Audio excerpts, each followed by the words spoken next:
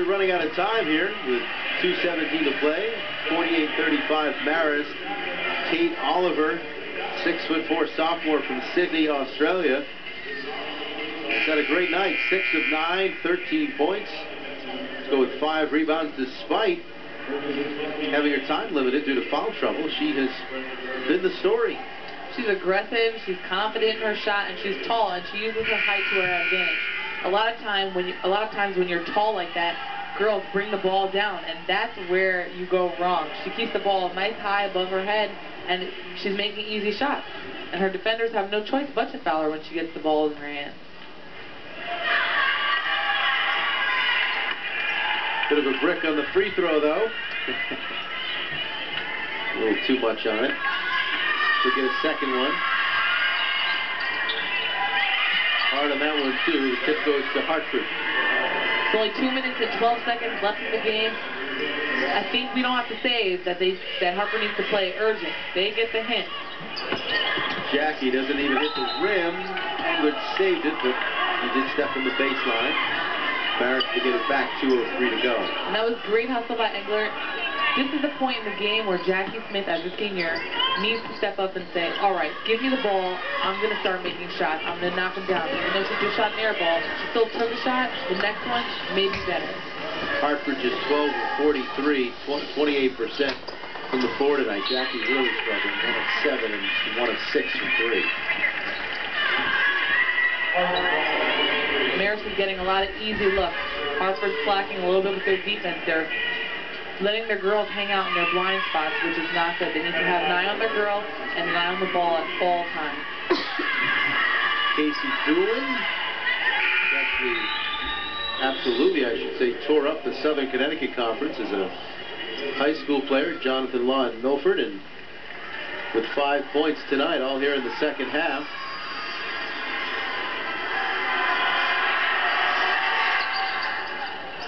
Makes 1 of 2, 5 for Casey Doolin.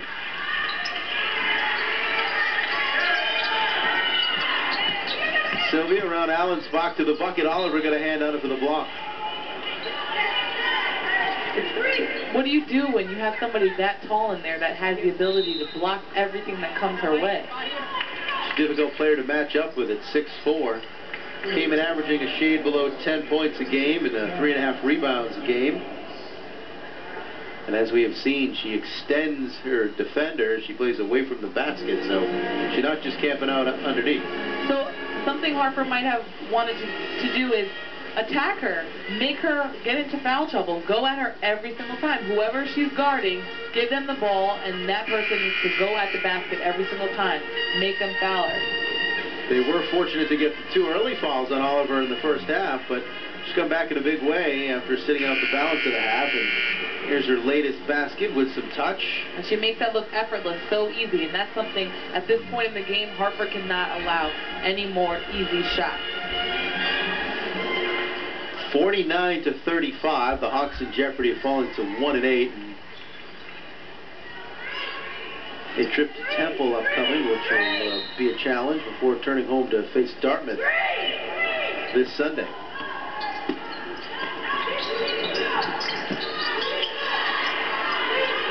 Daphne Elliott controls, guarded by Karan. Daphne to the hoop, off the glass, through the whistle, and a foul on Karan. And that's exactly what Elliott needs to do. Get in there, get some points. The only way to chip away at this lead at this point is free throws. Get in there, make it happen fast. Third foul on Karan as the clock goes down to 1:36. This is Hartford's leading scorer in the season, Daphne Elliott. And she's an excellent free throw shooter, so if anyone wants to get fouled, it's Daphne Elliott. Leading the way tonight, too, with 10 points now. Money at the line, no doubt about that. She's up to 11. The lead is at 12. We see Hartford pressing, trying to take time off the clock again, which has been working. Looks like Karan had a high dribble, but no carry call. Elliott's doing a great job of keeping her in front of her.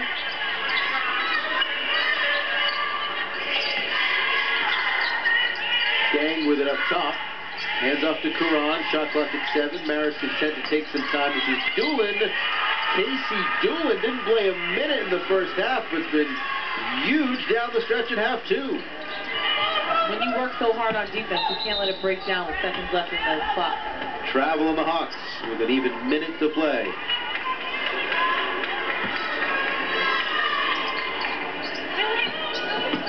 Jen Rosati, such a winner dating back to her high school days in New Fairfield and, of course, at the University of Connecticut, and now as a coach, both here at Hartford and for Team USA under-19 squad.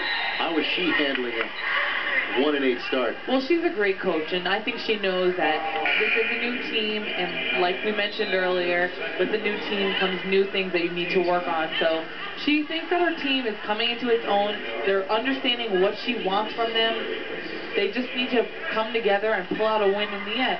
It doesn't matter. This is the preseason. In the America East Conference, when that starts up, her team will be prepared for what's to come.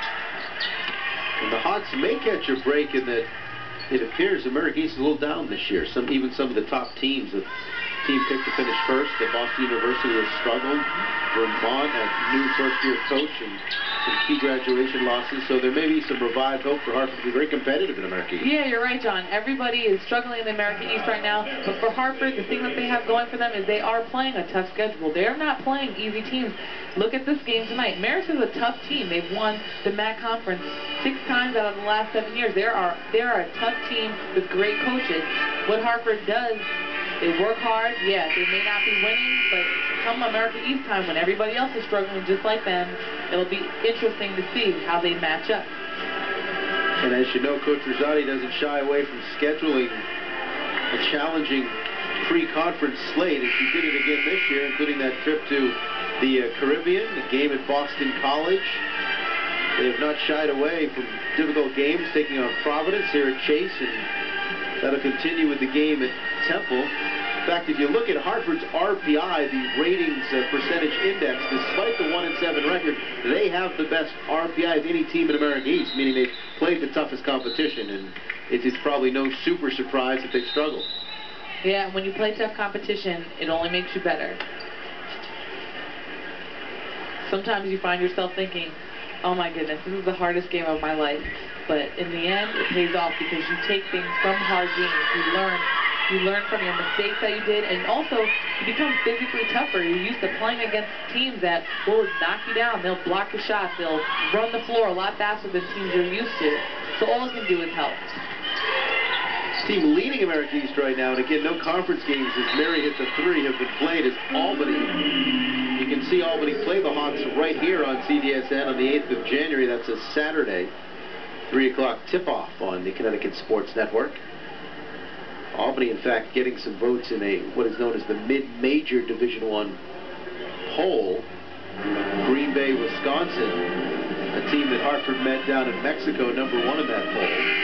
Marist also getting some looks as well in the voting. So that is a way to rank teams that are not the premier major programs in the country, just a small cut below. And Hartford would be in that mix. They would have been in that mix a year ago. In fact, they made it into the main AP Top 25 a year ago, and rising as high as #19, I believe. They did, and that's a great honor, especially when you're a mid-major team. There are not a lot of mid-major teams that make it into national polls like that. So I think that's a credit to the team, the way the coaches have worked and recruited. They've done a great job, and it's just time for this new team to find themselves and to live up to expectations.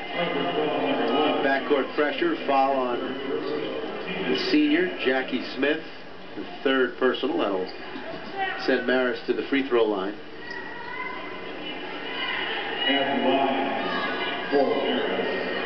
Elise Caron.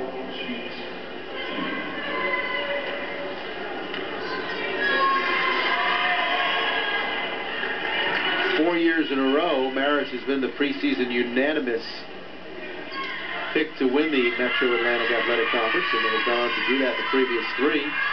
5 straight trips to the NCAAs, and they'll face another America East team, the team picked to win America East this year, Boston University.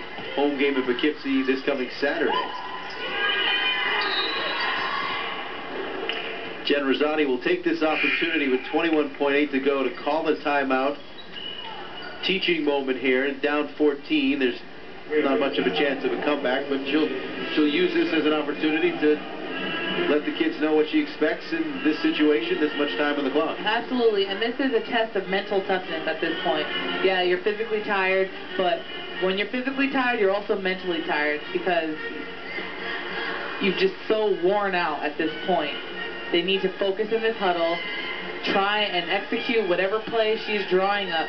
That way the next practice is not as hard as it should be. Want to take something good into your practices leading up to the game at Temple on Friday, 7 o'clock tip. And then one more home game in 2010, Big Green of Dartmouth, Sunday at 2. Dartmouth is the alumni game also, so there'll be tons of players that have played here at Hartford come back and support the new team.